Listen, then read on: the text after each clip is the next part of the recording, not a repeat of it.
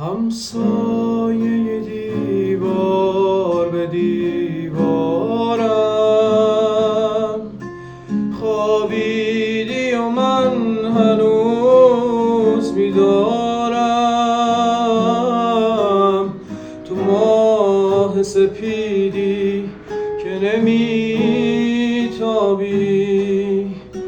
من ابر سیاهم که نمیبارم.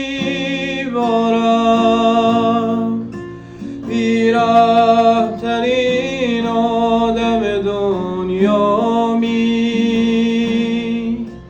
مربوط‌ترین عاشق چشماتم. من عاشقتم، منی که معمولا از آدم بی عاطفه بیزارم.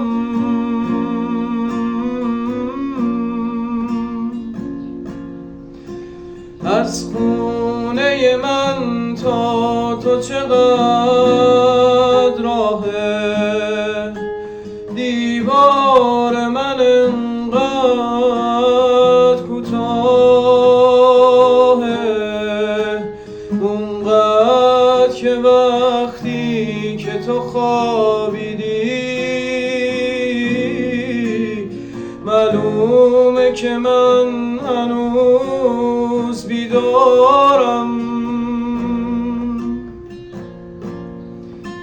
تو نقطه پیوند شب و روزی، خوش میبری و خوب نمیدوزی.